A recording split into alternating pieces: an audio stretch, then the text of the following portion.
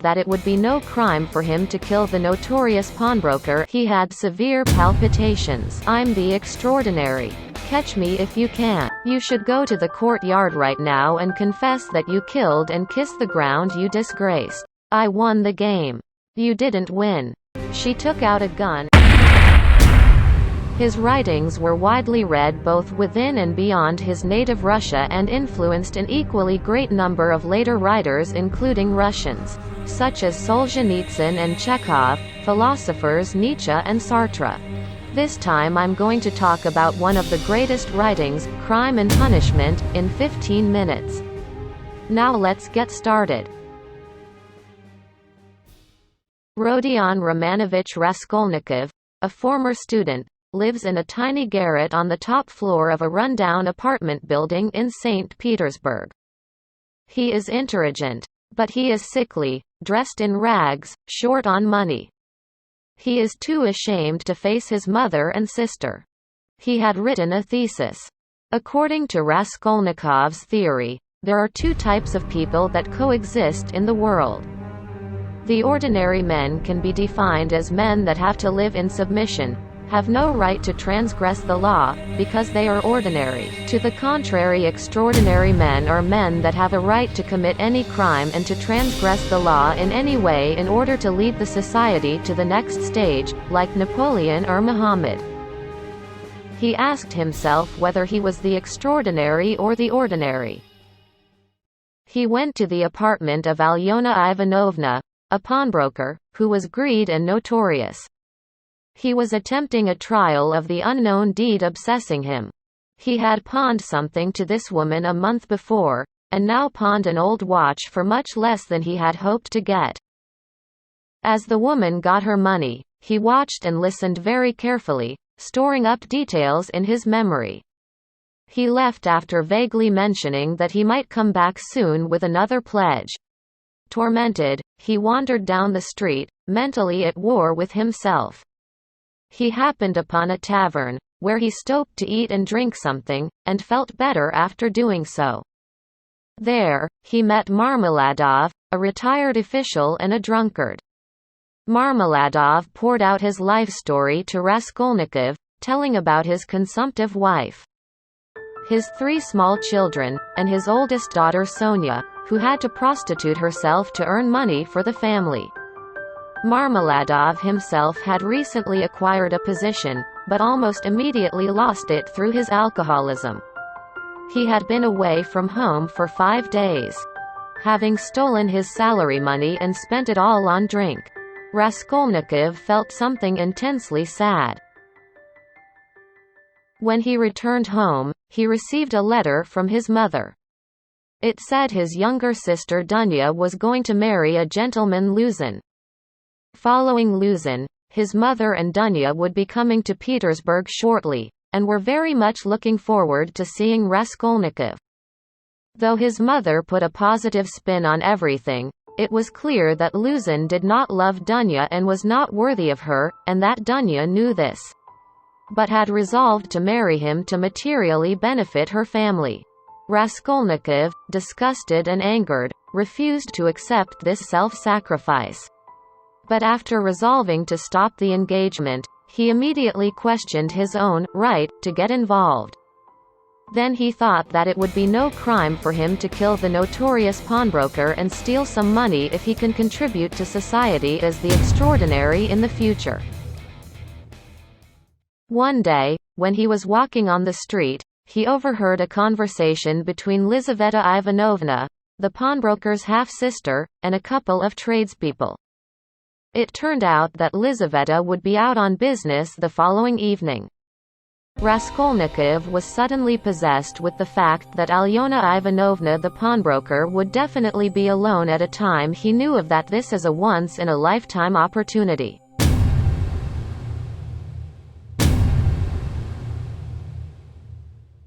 The next day, Raskolnikov made his way to Alyona Ivanovna's. He entered on the pretext of having a new pledge for her.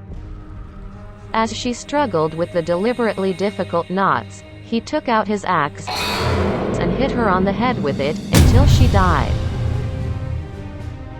Nerve-wracked, He fumbled about before finally unlocking a trunk full of goods. As he was stuffing his pockets, he heard a footstep. Frozen, he realized in panic that someone had come in. Grabbing the axe, he rushed out into the room. There stood Lizaveta, staring at the body of her half-sister. Raskolnikov rushed at her and killed her with the axe as well. Hearing people outside, Raskolnikov hooked the door latch and crouched behind it, listening. The visitors, suspecting something wrong, run to get help. Quietly Raskolnikov slipped out of the apartment and managed to leave the building and returned home unnoticed, though he was practically collapsing. After a fitful sleep punctuated by moments of frenzied activity, Raskolnikov was awakened by the caretaker, who handed him a summons to go to the police station. Panicked, he wondered why he had been summoned, and despite his clear illness, he got up to go. His nerves were frayed, but when he got to the station he found that he had been called to make a payment on a promissory note he had written long ago for his landlady. Relieved, he wrote a statement of his promise to pay, directed by the clerk. However, he heard the chief of police and his assistant talking about the murders. The chief said, the murderer would be still in this area. The assistant replied, I'm sure that it must be the crime of the pawnbroker's acquaintance because Porfiry said so. Porfiry? Who's that? Raskolnikov felt anxious about it. He had severe palpitations. Raskolnikov returned home, where he made sure his apartment had not been searched, and gathered up all the stolen goods from where he had hidden them. He went out and ended up hiding them beneath a stone in a deserted courtyard. On his way home, he got dizzy. Then his friend Romanovich happened to see Raskolnikov wandered around. Romanovich called out to him.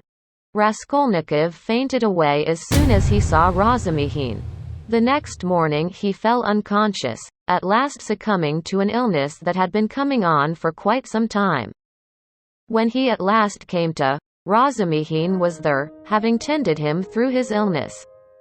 Romanovich had befriended practically everyone in Raskolnikov's life by this point. Romanovich started talking about the murders. Romanovich had gotten to know Zamyatov, the clerk at the police station, and he said that a suspect was arrested, whose name was Nikolai Dementiev. He had been working as a painter in the house at the time of the crime. Raskolnikov was surprised to hear that. According to the clerk, Porfiry said that he probably was not the murderer. Romanovich said. Who on earth is Porfiry? Raskolnikov asked. He is my relative. I hear that he is one of the shrewdest men in the police. He is second to none in exposing crime. Romanovich said. He is gonna interview all of the pawnbroker's clients one by one. Romanovich added. Raskolnikov has gotten more and more anxious. In doubt as to whether he should go, he hesitated in the street. He spotted a commotion and approached it. It turned out that Marmeladov, drunk, had been run over by a carriage. Raskolnikov took charge and conveyed Marmeladov to his apartment. They sent for a doctor and a priest.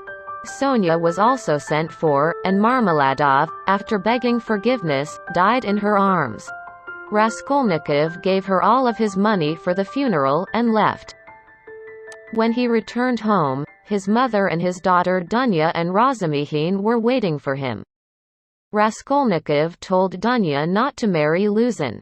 But she told him to join the party with Luzin tomorrow. Then Sonia came in to thank Raskolnikov. Raskolnikov explained them about the details. Sonia was surprised to see his poor and tiny garret because she thought that he was rich enough to give her money. Raskolnikov had a good impression with her sincerity. After that, Raskolnikov asked Romanovich to let him meet Porfiry on the pretext of retrieving his old watch he pawned. He thought that Porfiry might suspect him because Porfiry didn't come to see Raskolnikov even though he investigated all the acquaintances. I'm willing to go there and clear myself of the charge. I'm gonna achieve a perfect crime, he said to himself. The next day, he went to the police station. Porfiry was waiting at his office to greet him and said, "I've been wanting to see you. You are the only person who didn't come here in spite of my invitation to all the acquaintances. He suspects me completely," Raskolnikov thought. "Your theory is very interesting. I read your thesis, which appeared in a magazine. It said that humanity is divided into the masses and the leaders, the extraordinary men who have great ideas and something new to say. If such men find it necessary to commit crimes in the pursuit of their ideas, they have the right to do so in their own consciences. Now, I have a question. How can you distinguish between the extraordinary and the ordinary? I agree it's quite difficult to do so. The biggest problem is that the ordinary men who believe himself to be the extraordinary men might commit crimes. Don't you think so? I have another question. Who judges the crimes which the extraordinary men committed? The extraordinary men themselves do it under the new law which they establish." "That's interesting. Then, you are also the extraordinary man because you discovered the theory, right?" "I'm not sure, but you may be right." "I see.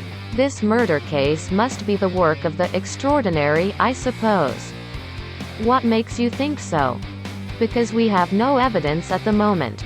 No eyewitness, no material evidence. Only the extraordinary can do such a trick, I guess." "Will you please come to see me tomorrow and cooperate the investigation? I need your advice." The extraordinary Raskolnikov. After he returned home, a gentleman Svidrigailov visited him. He is Dunya's lecherous former employer who is obsessively attracted to her. He talked about the detail. And he asked, "Please break off her engagement and fit me with Dunya." He left 3,000 rubles for him, and went out. Romanovich came to invite Raskolnikov to the party. Raskolnikov joined it, but the party had unwelcome atmosphere. He got into arguments with Luzin. Finally Dunya couldn't put up with Luzin's arrogant attitude and blamed him for looking down on her family. And Luzin got out. Svidrigailov was looking for an apartment to stay for a few days. He found a cheap room which happened to be next to Sonya's room.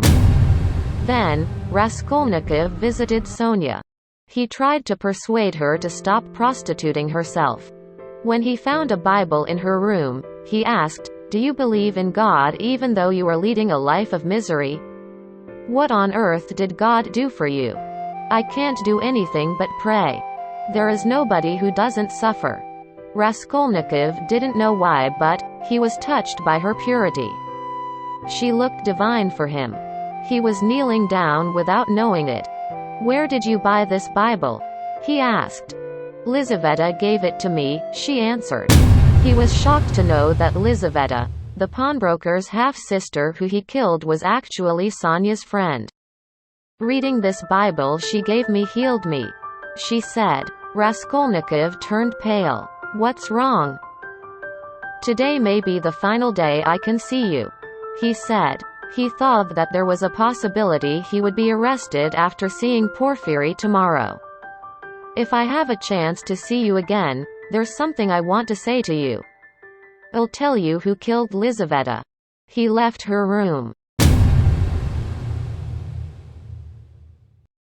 The next day, Raskolnikov went to see Porfiry again. "Why are you here?" Porfiry said. "Hey, you told me to cooperate with you, so I'm here. I know that you suspect me. You're gonna get evidence at one push while you put me off my guard, aren't you? I know that's how policemen roll. I'm not gonna mess up," Raskolnikov said. "Get evidence at one push? I wouldn't do it. Smart guy doesn't expose his fault however hard I may work. I have a little secret trick to catch such a smart but big-head criminal. Do you want to know that?" "What's that?" To do nothing. I'm not gonna do anything. Then smart guy tries to think about it deeply again and again until he wraps himself up in suspicion and become mentally exhausted. You don't have any evidence, do you? Don't look down on me. I'm the extraordinary.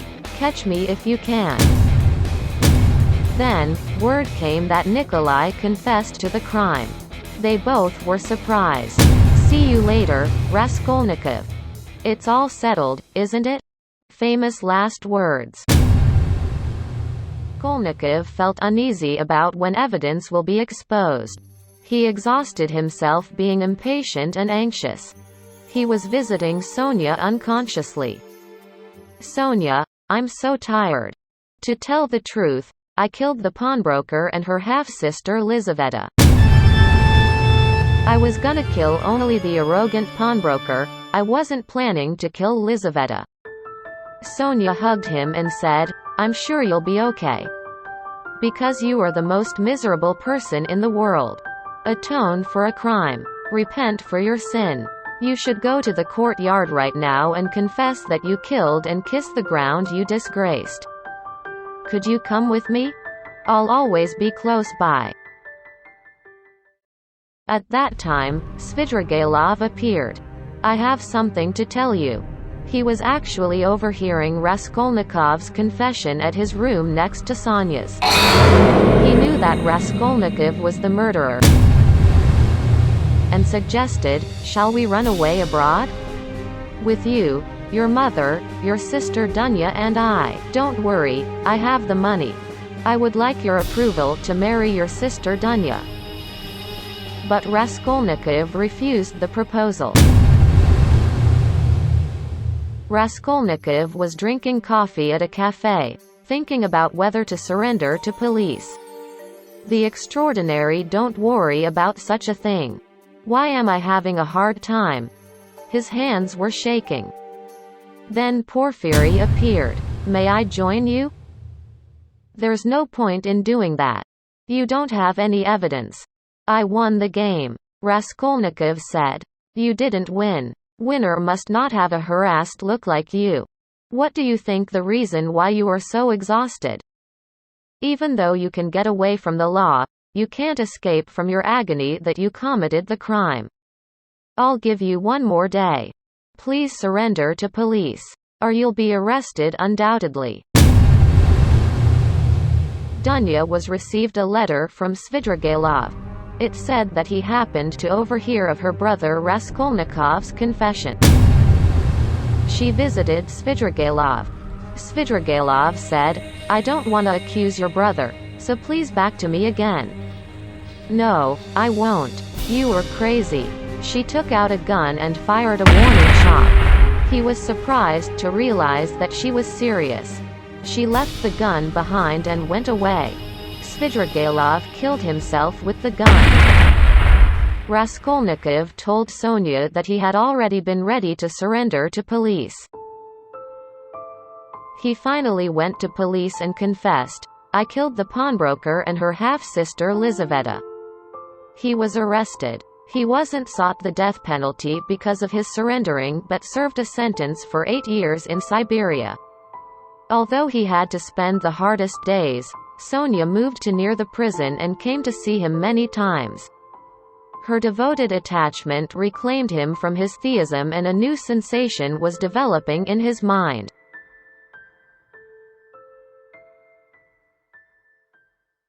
Please subscribe to my channel. We're gonna show you world masterpieces in about 15 minutes with manga. Manga is Japanese-style comics that is easy for everyone to understand.